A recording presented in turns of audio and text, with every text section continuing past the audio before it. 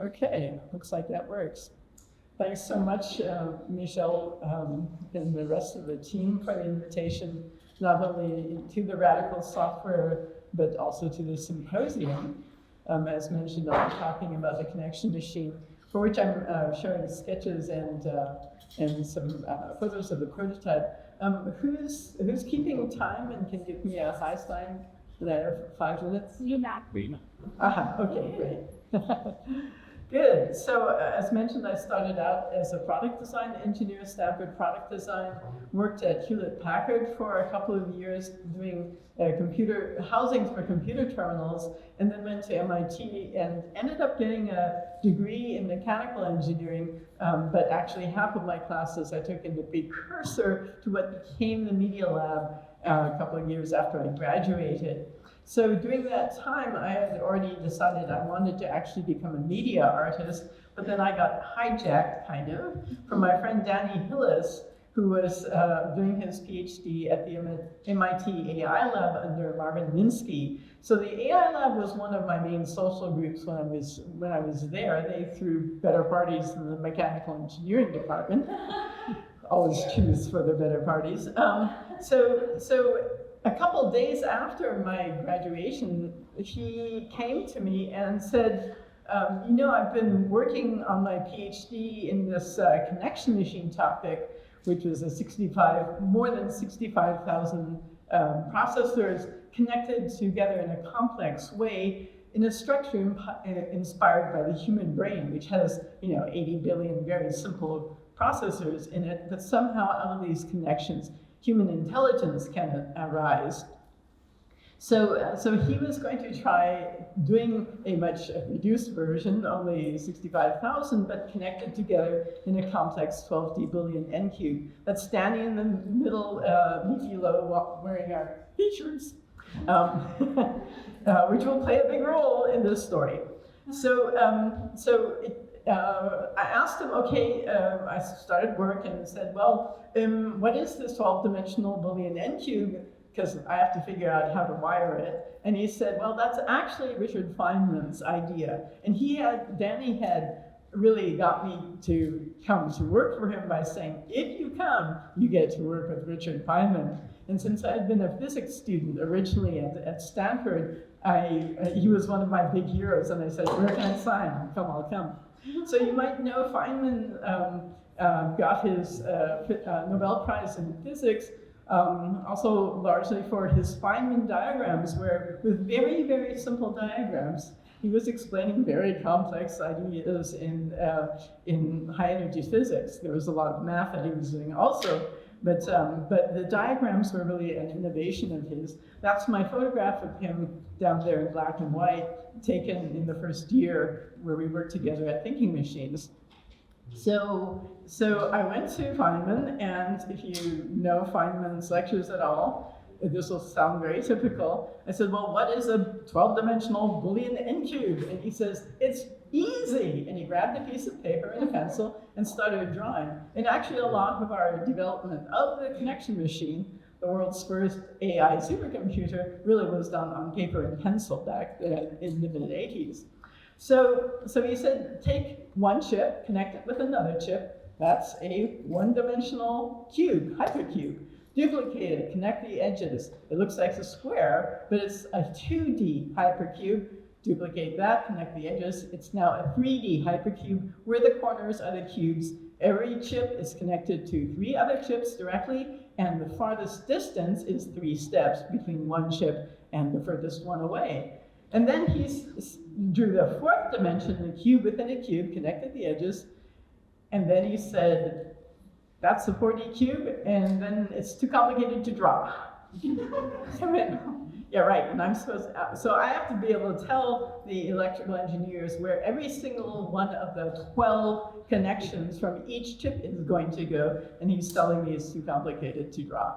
Okay, so I sat down with my paper and pencil and played around in my mind and on paper with topology of these multi-dimensional cubes. And at some point I realized if I take the inner cube, put it beside the outer cube, and thinking of the connections between corners as being kind of rubber bands where it doesn't really matter as long as they stay attached. Reduce that down, those hyper connections down to a solid line. It looks like a one-dimensional cube. If I duplicate that, connect the edges, it looks like a square. Duplicate that, connect the edges. It's now a six-dimensional hypercube where the corners are three-dimensional hypercubes whose corners in turn are the actual chips of the computer. So that was really easy once I realized that the structure repeats every 3 dimensions, and it was very easy to draw the 12-dimensional cube, and now also very easy to say where each one of those connections had to go. So a little bit later, every startup company needs a good t-shirt. And so Danny and I started talking about what would be a good logo, and he said his concept of the machine was very much this hardwired cube of cubes, as we had started then talking about it.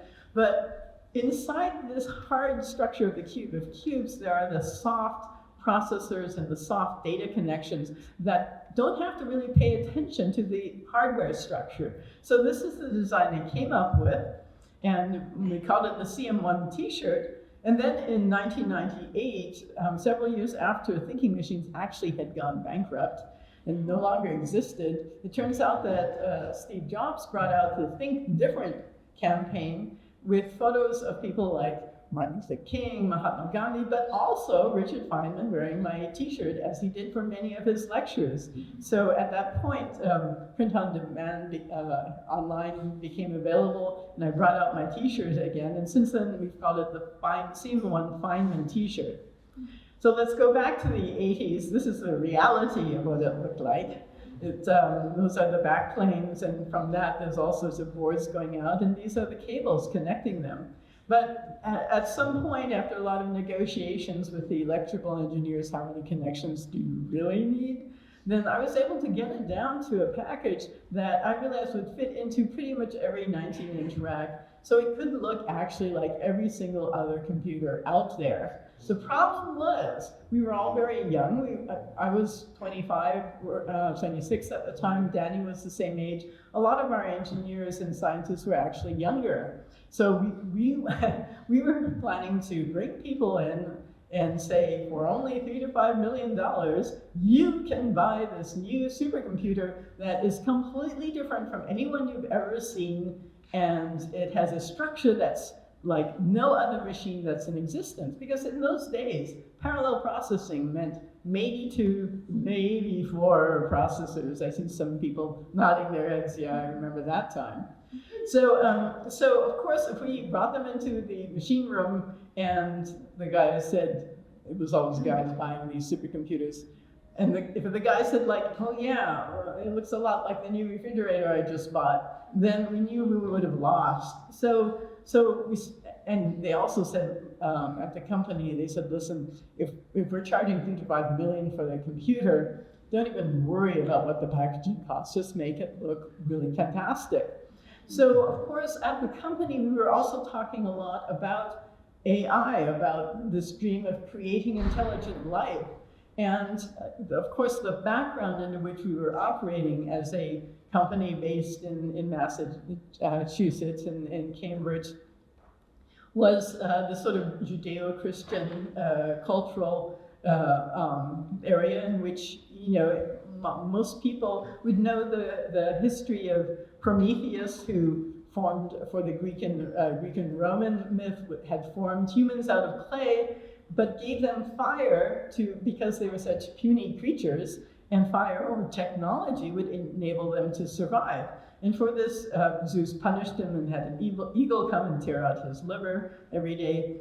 And then, of course, that's flowed into the Judeo-Christian mythology of God forming an Adam and Eve, and they get thrown out of paradise after they eat from the tree of knowledge.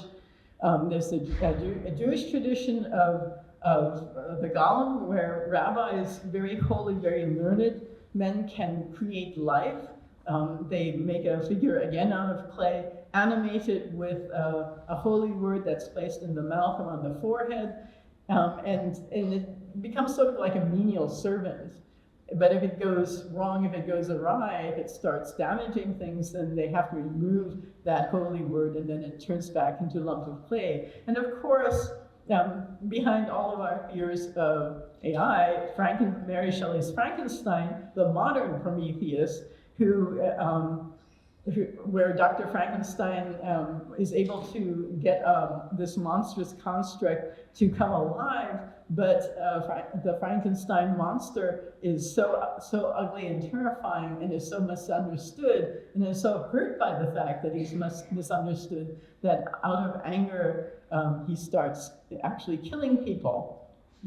I come also, though, from a Japanese cultural background. I'm half German, half Japanese by ancestry. And so I grew up partially in Japan with a very, very different approach to not only robots, but to inanimate objects in general. So there's the whole Tsukumogami tradition about objects, household objects. If they get to be older than 100 years, and they're kind of neglected or abused, then they might develop, and they become animate, and they might start causing trouble. So you need to be nice to your objects.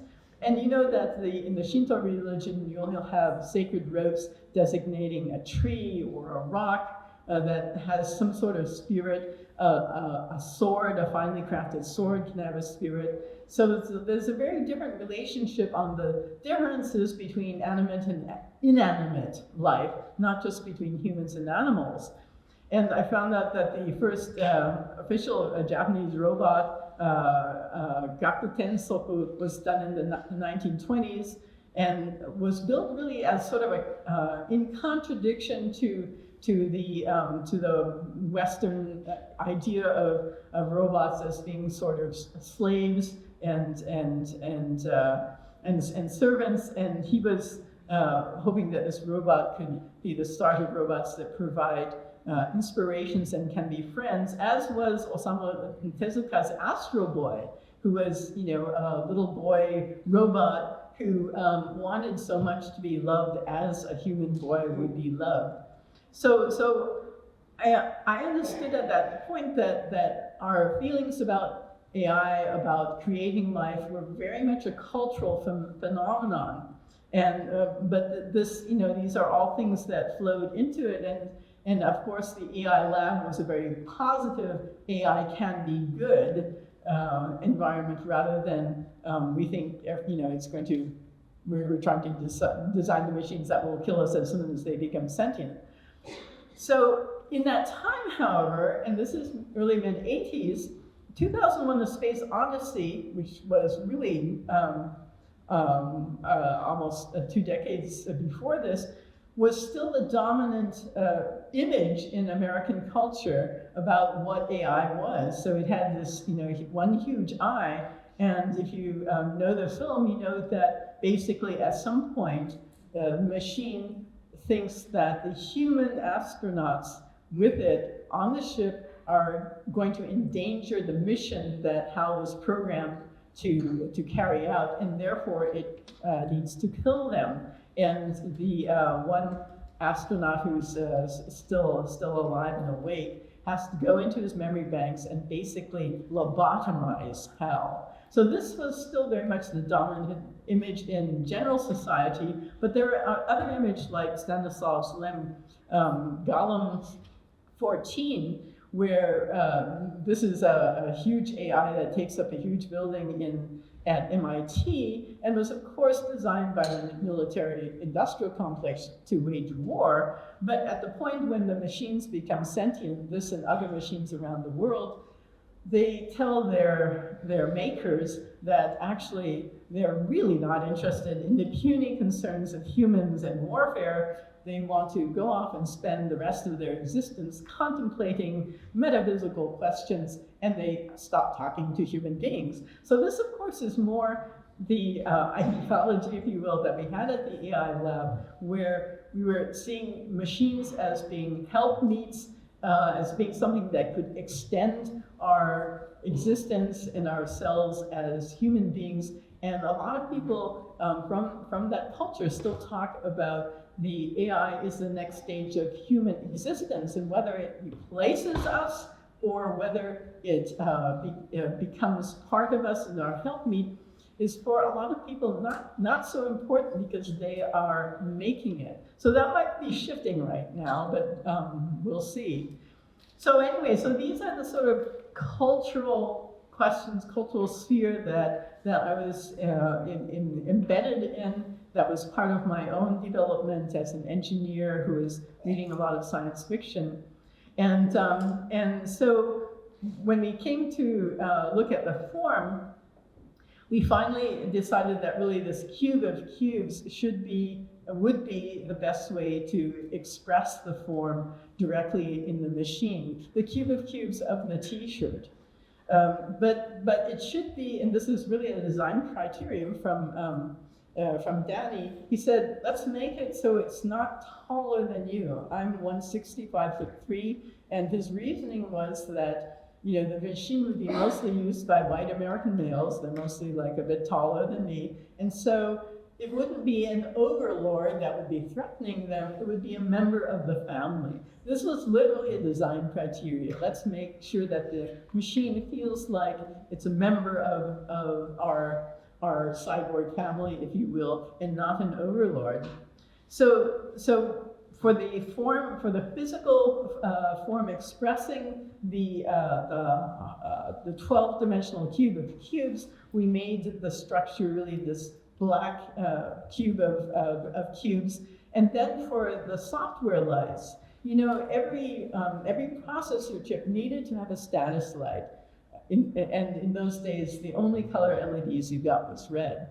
So usually the status lights are directly next to each other, next to all the chips, which you see here on the board. We moved the LEDs out to the edge of the board, made the doors translucent, and then you can program the lights to do whatever you want. But my idea was, if you're using all the processors all the time, as you should be with parallel processing, then all the lights are lit at the same time.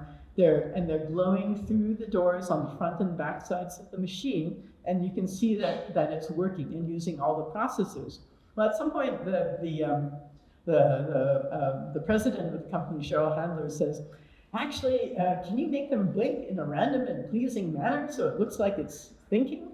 And so, one of the engineers wrote a program that was called Random and Pleasing, abbreviated RNP.